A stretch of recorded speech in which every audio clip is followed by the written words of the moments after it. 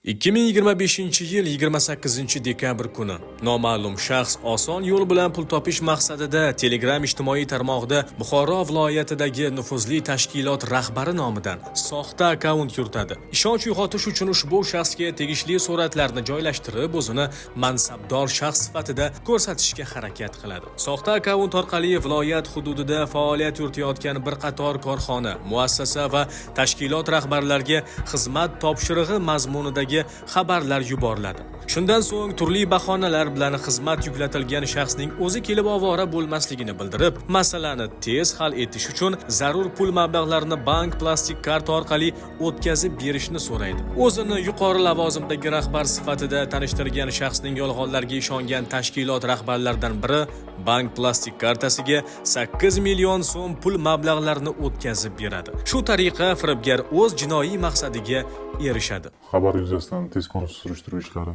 olib borildi hamda ushbu firibgarlik jinoyatini sodir etgan shaxs aniqlanib, uning shaxsiga oid ma'lumotlar to'plandi. Ushbu shaxs, demak, 1980-yilda tug'ilgan shaxs, bugungi kunda viloyat ichki ishlar boshqarmasi axborot texnologiya sohasidagi jinoyatlarga qarshi kurash boshqarmasiga olib kelindi va u bilan hozirda tergov harakatlari amalga oshirilmoqda.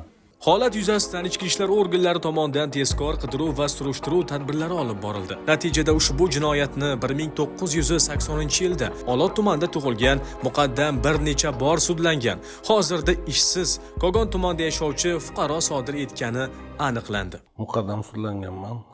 3 nafar farzandim bor, bitta nevaram bor. 2025-yil dekabr oyining o'rtalarida eski bir ishlatib yurgan raqamning bir Telegram nimasi bor edi, Messenger Telegram'i. Google ilovasidan Google'dan mansabdor shaxslarni nima qilib, rasmini yuklab olib, bir mansabdor shaxsning rasmini yuklab oldim. Shu mansabdor shaxslarga va tashkilot rahbarlariga SMS xabar yuborgandim.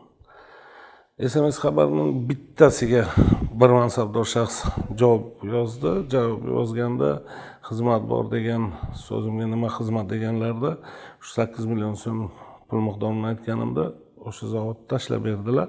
Tashlashlari bilan hamma narsani o'chirib tashlab, o'sha Telegram messenjerni ham o'chirib, udalits qilib qo'ydim. Endi shu yoshdaman, afsusdaman juda. Bilib turib shu ish jinoyatga qo'yildim. Endi boshqalarga ham nima deydi, maslahatim bunaqa ish qilishmasin. Hech qancha muddat o'tmadi, birdaniga topib olishdi ham. Men uni udalits qilgan bo'lsam ham, boshqa qilgan bo'lsam ham, eski bo'lsa ham topib olishdi. Ana hozirgi kunda endi pushaymon bo'lib o'tirman qilgan ishimdan. Ayni vaqtda mazkur shaxsning boshqa shunga o'xshash jinoyatlarga aloqadorligini aniqlash yuzasidan tezkor qidiruv tadbirlari davom ettirilmoqda.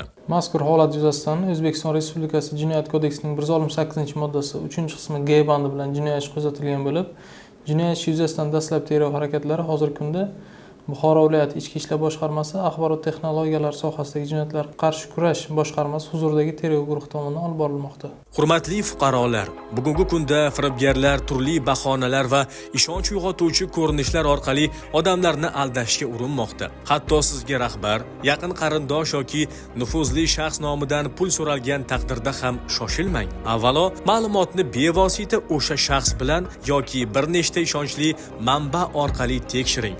Aks holda siz ham firibgarlar qurboniga aylanishingiz mumkin. Ogoh bo'ling.